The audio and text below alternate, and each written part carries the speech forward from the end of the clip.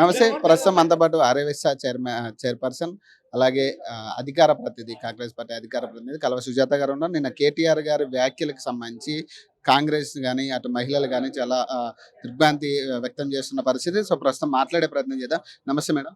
చెప్పమ్మా. అంటే నిన్న కేటీఆర్ గారి వ్యాఖ్యలు ఎట్లా చూస్తారు మరి? బస్సులు ఫ్రీ బస్ విషయం మహిళలందరూ కలిసి బయట రోడ్డు మీద దిష్టి బొమ్మ కాదు, ఆయన ఇంటికి పోయి ఇంటిని తగలబెట్టమని చెప్తున్నాను. నేను తెలంగాణ సమాజాన్ని అవమానపరిచిన మహిళలకి తల్లి, చెల్లి, ఆలి, అమ్మ అన్ని ఉన్నటువంటి ఈ సమాజంలో అసలు మహిళలేందే ఉనికి లేనటువంటి ఎవరైనా సరే పుట్టుకకు కారణము జననానికైనా మరణానికైనా ఆడదే కదా. అసలు పుట్టినా గిట్టినా మహిళలేందే ఏది సమాజంలో అసలు సృష్టే లేదు. అట్లాంటి మహిళని అవమానించినటువంటి కేటీఆర్కి ఇంటికి పోయి గిడగిడ వద్దు, ఆడ ఇంటి మీద పోయి మంచిగా ప్రజల సొమ్ముతో కట్టుకున్నటువంటి పైసా ఉన్నది తీసుకొని పోయి అగ్గిపుల్ల, వాళ్ళ బావకైతే అగ్గిపుల్ల దొరకలేదు, తెలంగాణ ప్రజలకు అగ్గిపుల్ల దొరికితే తీసుకొని పోయి అగ్గిపుల్ల వేసేయమని చెప్తున్నాను. ఎక్కడ కూడా క్షమాపణ చెప్పినట్టయితే కనపడట్లేదు. నేను అందుకే చెప్తున్నా కదా, మహిళలకి ఊరికే ఉపేక్షించొద్దు, తీసుకొని పోయి ఒక పుల్ల వేసేస్తే దరిద్రం పోతుంది. ఫ్రీ బస్ ని టార్గెట్ చేసి ఇట్లా మాట్లాడడం అనేది మరి పూర్తి స్థాయిలో తెలంగాణ ప్రజలు, మహిళలు, మీ దిగువ మధ్య తరగతి మహిళలందరూ ఆనందంగా ఉన్నారు కదా. ఆ ఆనందాన్ని తట్టుకోలేని ఓర్వలేని గుణమే వీళ్ళ దగ్గర ఉన్నది. తెలంగాణ ఇచ్చిన సోనియమ్మ గాంధీ కాళ్ళు మొక్కి కాళ్ళు పట్టి గుంజునోడు.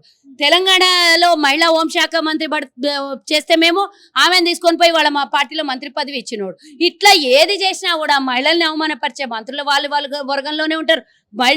మహిళా అసెంబ్లీలో మహిళల్ని మంత్రుల్ని అవమానపరిచేటోళ్ళు వాళ్ళ వర్గంలోనే ఉంటారు. ఈ రోజు ఏకంగా తెలంగాణలో ఉన్న ప్రతి ఒక్క మహిళల్ని అవమానపరిచేటోళ్ళు వాళ్ళ ఎమ్మెల్యేలు వాళ్ళ నాయకులలోనే ఉంటారు. కానీ కాంగ్రెస్కి ఇట్లాంటిది లేదు. కాంగ్రెస్ ఏమో మహిళలకు ఉన్నత స్థానంలో ఉంచాలి, వడ్డీ లేని రుణాలు ఇవ్వాలి, చిన్న ఉపాధి పథకాలను ఇచ్చి ఈరోజు వాళ్ళకు ఏమంటారు మినీ మైక్రో చిన్న సంస్థలన్నిటిని పెట్టుకోవడానికో లేకపోతే ఉపాధిని కలిగించడానికో రకరకాలుగా ప్రభుత్వం పనిచేస్తుంది మహిళల్ని గౌరవించుకోవడానికి. అందులో భాగంగానే ఇవన్నీ చేయాలి అంటే, ఆర్థికంగా నిలదొక్కుకోవాలంటే ప్రభుత్వం కూడా సపోర్ట్ ఇవ్వాలి వాళ్ళకని ఉచితంగా బస్సు ప్రయాణం ఇచ్చినాం. మొదటి రోజు నుంచి కక్ష కట్టినరు ఆ బస్సు మీద. అసలు మీరు గతంలో ఆర్టీసీని నష్టాల్లోకి తీసుకుపోయిన వాళ్ళు, మేము వచ్చిన తర్వాత మహిళలకి ఉచితంగా ఇచ్చినాం, వాళ్ళు ఒక రకంగా ఆనందంగా ఉన్నారు.